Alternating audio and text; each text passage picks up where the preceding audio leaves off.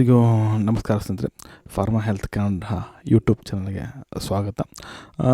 ಇವತ್ತಿನ ಒಂದು ವಿಡಿಯೋದಲ್ಲಿ ಎಲ್ಲ ಒಂದು ಪರೀಕ್ಷೆಗಳಿಗೆ ಅಂತಂದರೆ ಫಾರ್ಮಸಿಸ್ಟ್ ಪರೀಕ್ಷೆಗಳಿಗೆ ಯೂಸ್ ಆಗುವಂಥ ಒಂದು ಪ್ರಶ್ನೆಗಳನ್ನು ನಾನು ನಿಮಗೆ ತಿಳಿಸ್ಕೊಡ್ತಾ ಹೋಗ್ತೀನಿ. ಈಗಾಗಲೇ ಕೇಳಿರುವಂಥ ಪ್ರಶ್ನೆಗಳ ಬಗ್ಗೆ ಏನು ಮಾಡ್ತಾರೆ ವಿವರಣೆ ಸಹಿತ ಉತ್ತರಗಳನ್ನು ನೀಡ್ತಾ ಹೋಗ್ತೀನಿ ಸ್ನೇಹಿತರೆ. ವಿಡಿಯೋನ ಪೂರ್ತಿಯಾಗಿ ನೋಡಿ, ಎಲ್ಲೂ ಸ್ಕಿಪ್ ಮಾಡಿದೆ ಅಂತ ಹೇಳ್ತಾ ವಿಡಿಯೋನ ಶುರು ಮಾಡೋಣ. ಪ್ರಶ್ನೆ ಬಂದುಬಿಟ್ಟು, the capacity of the drug to causes the foetal abnormality is term as ಅಂತ ಪ್ರಶ್ನೆಯನ್ನು ಕೇಳಿದರೆ, ಅಂತಂದರೆ ಒಂದು ಭ್ರೂಣದ ಅಸಹಜತೆಗಳನ್ನು ಉಂಟು ಮಾಡೋ ಔಷಧದ ಸಾಮರ್ಥ್ಯವನ್ನು ಹೇಗೆ ಕರೆಯಲಾಗತ್ತೆ ಅಂತಂದರೆ, ಒಂದು ಈ ಫರ್ಟಲ್ ಅಬ್ನಾರ್ಮಾಲಿಟೀಸ್ ಅನ್ನುವಂಥದ್ದು ಇದು ಕಾರಣ ಇದೇನು ಇದು ಇರುತ್ತಲ್ಲ, ಇದು ಯಾವ ರೀತಿ ಅಂದರೆ ಈ ಒಂದು ಕ್ರಿಯೇಟ್ ಮಾಡೋ ಅಂದರೆ ಆಗುವಂಥ ಒಂದು ಯಾವುದೋ ಒಂದು ಸಬ್ಸ್ಟೆನ್ಸ್ ಆಗಿರ್ಬೋದು, ಡ್ರಗ್ ಆಗಿರ್ಬೋದು, ಮತ್ತು ಇನ್ಫೆಕ್ಷನ್ ಆಗಿರ್ಬೋದು, ಇದಕ್ಕೆಲ್ಲ ಏನಂತ ಕರೀತಾರಂತ ಪ್ರಶ್ನೆಯನ್ನು ಕೇಳಿದಾರೆ ಸ್ನೇಹಿತರೆ. ಉತ್ತರ ಬಂದುಬಿಟ್ಟು ನಿಮಗೆ ಅಂದರೆ 4 ಆಪ್ಷನ್ ಬಂದುಬಿಟ್ಟು ಟೆರಡೋಜೆನಿಸಿಟಿ, ಪ್ಯಾಥೋಜೆನಿಸಿಟಿ, ಮ್ಯೂಟಾಜೆನಿಸಿಟಿ ಮತ್ತು ಕ್ಯಾರ್ಸಿನೋಜೆನಿಸಿಟಿ ಅಂತ. ಸೊ ಇವು 4ರಲ್ಲಿ ಒಂದು ಉತ್ತರ ನೀವು ಆಯ್ಕೆ ಮಾಡಬೇಕಾಗತ್ತೆ.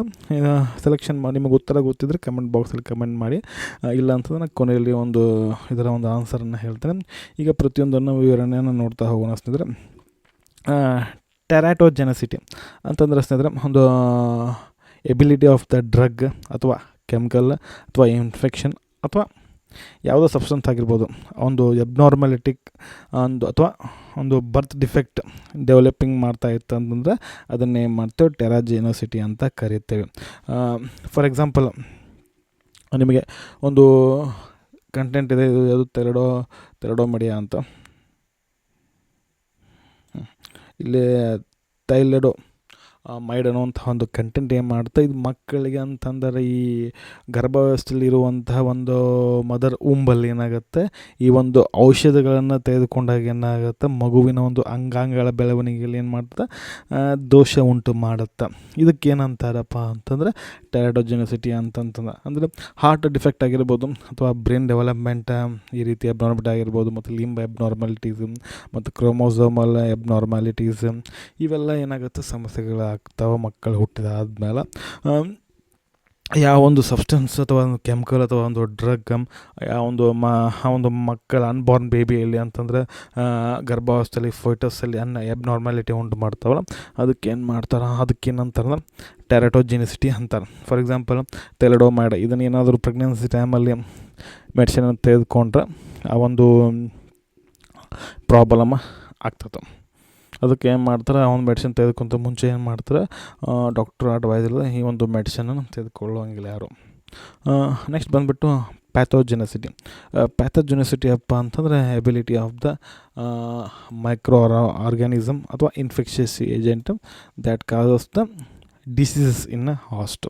ಅಂತಂದರೆ ಒಂದು ಬಾಡಿಯಲ್ಲಿ ಅಥವಾ ದೇಹದಲ್ಲಿ ಒಂದು ಸೂಕ್ಷ್ಮ ಜೀವಿ ಅಥವಾ ಒಂದು ಸೋಂಕುಕಾರಕ ಜೀವಿ ಏನಾದರೂ ರೋಗವನ್ನು ಉಂಟು ಮಾಡುವಂಥ ಒಂದು ಸಾಮರ್ಥ್ಯಕ್ಕೆ ಏನಂತಾರಪ್ಪ ಅಂದರೆ ಪ್ಯಾಥೋಜೆನಿಸಿಟಿ ಅಂತ ಕರೀತಾರೆ. ಫಾರ್ ಎಕ್ಸಾಂಪಲ್, ನಿಮಗೆ ಮೈಕೋಬ್ಯಾಕ್ಟೀರಿಯಂ ಟ್ಯೂಬರ್ಕ್ಯುಲೋಸಿಸ್ ಅನ್ನುವಂಥದ್ದು ಮೈಕ್ರೋ ಆರ್ಗ್ಯಾನಿಸಮ್ ಅಥವಾ ಇನ್ಫೆಕ್ಷಿಯಸ್ ಏಜೆಂಟ್. ಇದೇನು ಮಾಡ್ತಾ ಟ್ಯೂಬರ್ಕ್ಯುಲೋಸಿಸ್ ಅನ್ನುವಂಥ ಒಂದು ರೋಗವನ್ನು ಏನು ಮಾಡ್ತದೆ, ಉಂಟು ಮಾಡುತ್ತೆ.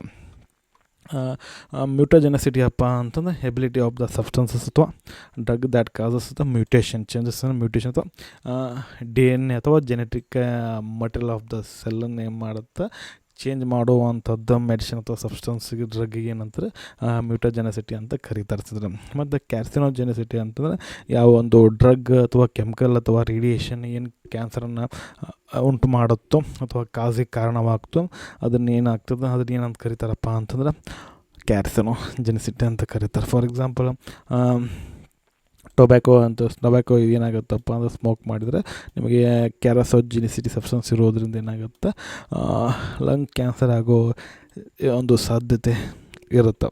ಇದಕ್ಕೇನಂತಾರೆ ಕ್ಯಾರಿಸಿನೋಜೆನಿಸಿಟಿ ಅಂತ ಕರೀತಾರೆ. ಇವಾಗ ಗೊತ್ತಾಗಿದೆ ಅಂತ ಅನ್ಕೊತೇನೆ ಇದರಲ್ಲಿ ಯಾವ ಉತ್ತರ ಅಂತ ಆಲ್ಮೋಸ್ಟ್ ನಿಮಗೆ ಕನ್ಫರ್ಮ್ ಆಗುತ್ತೆ. ಇದರ ಉತ್ತರ ಬಂದುಬಿಟ್ಟು ಸಿದ್ರೆ ಟೆರಟೋಜೆನಿಸಿಟಿ ಅಂತ ಇದರ ಈ ಒಂದು ಪ್ರಶ್ನೆಗೆ ಏನಾಗುತ್ತೆ ಉತ್ತರ ಅಂತಂದರೆ ಫರ್ಟಲ್ ಅಬ್ನಾರ್ಮಾಲಿಟೀಸ್ ಉಂಟು ಮಾಡುವಂಥ ಒಂದು ಸಬ್ಸ್ಟೆನ್ಸ್ ಆಗಿರ್ಬೋದು, ಒಂದು ಮೆಡಿಸಿನ್ಸ್ ಆಗಿರ್ಬೋದು, ಒಂದೇನೋ ಇನ್ಫೆಕ್ಷನ್ ಆಗಿರ್ಬೋದು, ಇವಕ್ಕೆ ಏನಂತಾರೆ, ಎಬಿಲಿಟಿ ಆಫ್ ದ ಸಬ್ಸ್ಟೆನ್ಸಸ್ ಏನಂತಾರೆ, ಟೆರಟೋಜೆನಿಸಿಟಿ ಅಂತ ಕರೀತಾರೆ. ಇದಾಗಿತ್ತು ಸ್ನೇಹಿತರೆ ಇವತ್ತಿನ ಈ ಒಂದು ವಿಡಿಯೋ ನಮಗೆ ಹೆಂಗೆ ಅನ್ನಿಸ್ತು ಅಂತ ಕಮೆಂಟ್ ಮಾಡಿ. ವಿಡಿಯೋ ಇಷ್ಟ ಆದರೆ ಲೈಕ್ ಮಾಡಿರಿ, ಆದಷ್ಟು ವಿಡಿಯೋನ ಶೇರ್ ಮಾಡಿರಿ ಅಂತ ಹೇಳ್ತಾ ಮತ್ತೊಂದು ವಿಡಿಯೋದಲ್ಲಿ ಮತ್ತೆ ಸಿಗ್ತೀನಿ. ಅಲ್ಲಿವರೆಗೂ bye bye. Thanks for watching. ಆರೋಗ್ಯ ನಮ್ಮ ಕೈಯಲ್ಲಿ.